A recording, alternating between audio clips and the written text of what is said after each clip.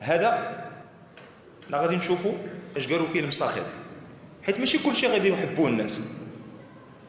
والنبي عليه الصلاة والسلام وقيل فيه ما قيل، بل رب العزة والجلال. ها عباد الله مضاربين في الباتيسريات باغيين يشريو الحلوى ديال راس العام. ها عباد الله كانوا مضاربين.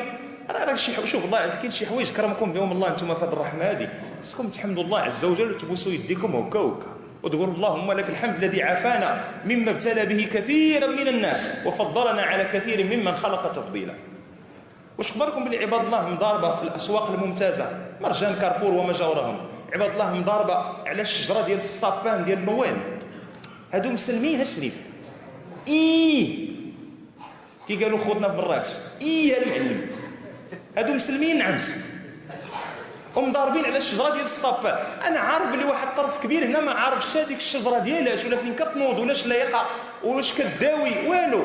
الشجره يعتقد بعض الناس ان هذاك اللي كيقولوا ليه بير نويل، ذاك البابا نويل الى اخره، اللي هو اصلا خرافه من الخرافات واسطوره من الاساطير، لا علاقه له اصلا بالكنيسه، لا الكاثوليكيه ولا المارونيه ولا 11 طائفه من طوائف النصارى، ما عندوش بهم علاقه.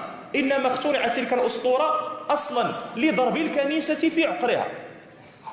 يا الله باش نجيك انا سيدي من الاخر، انما هي عاده وثنيه، ما عندناش الوقت باش نجلسوا نفصلوا في هذا الشيء. شريف والمسلمين مضاربين شكون يشري دوك لي غيرلوند دوك الكويرات الحمراء الصفراء هكذا باش يعلقوها باش يقولوا جوايو نويل. عرفتي شنو هي جوايو نويل؟ يعني كتقول لهم هنيئا لكم ومبروك عليكم، كي كنقولوا حنا بالمغربيه مبروك عليكم الزياده ديال داك اللي كنقولوا انه راه ولد الله، تعالى الله عما ينسبون اليه علوا كبيرا. هذه هي جوايو نويل باش تفهمها شنو هي. وضحات، نتمنى تكون وضحت المسألة مزيان. طيب الله المستعان.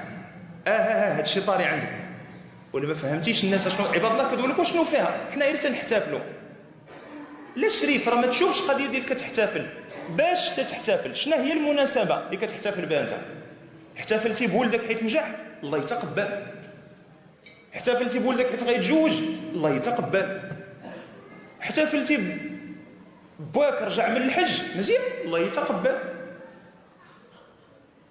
كتحتفل مع ناس وكتهنئهم أنهم يحتفلون بما يعتقدون أنه يوم مولد رجل قيل عنه أنه ابن الله، وأنت تقرأ في الفجر والوتر وبعد ركعتي المغرب تقرأ قل هو الله أحد الله الصمد لم يلد ولم يولد ولم يكن له كفوا أحد. وحده بالجوج، يا اما ملي كتقرا القران راك تتكذب، يا اما ملي كتقول لهم مبروك عليكم كذا راك تتكذب.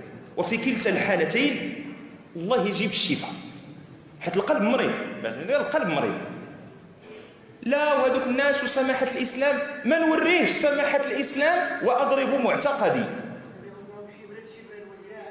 لا تتبعون سنن من كان قبلكم، الله يرحم الوالدين. تفهمنا؟ اذا هذه المسائل لا بد من ضبطها. اش بقى لك انت من شي بيغ نويل ولا لا عجب لك تعطي لولادك ياكلوا بيغ نويل، ولكن اش غادي دير؟ الناس مساكن ما تيفرحوش العام كامل، تيجيو حتى هذا النهار هذو تيبغيو يفرحوا. من المسلم راه فرحان كل نهار. قل بفضل الله وبرحمته فبذلك فليفرحوا، قل هو خير مما يجمعون. طيب هذا مما ذكرنا من فضائل عثمان. فضائله كما قررها علماؤنا راه لا يكفيها الدرس والدرسان والثلاث، خاص بزاف غير في فضائله. ويرجع في ذلك إلى ما ألفه صحابة النبي، ما ألفه علماء أهل السنة عن صحابة رسول الله صلى الله عليه وسلم.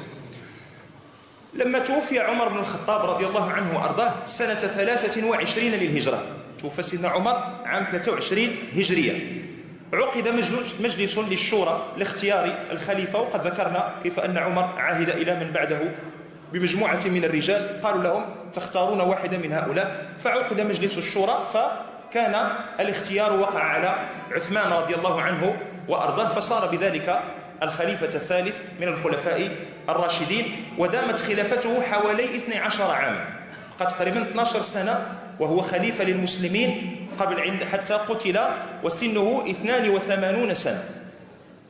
هو الخليفة من الخلفاء الراشدين ب4، هو الخليفة الوحيد اللي بقى تبلغ هذا السن هذا.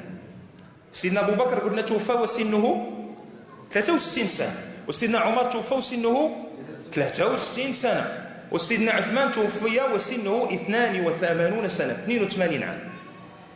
لحيته الكثة كانت بيضاء، واشتعل رأسه شيبا رضي الله عنه وأرضاه.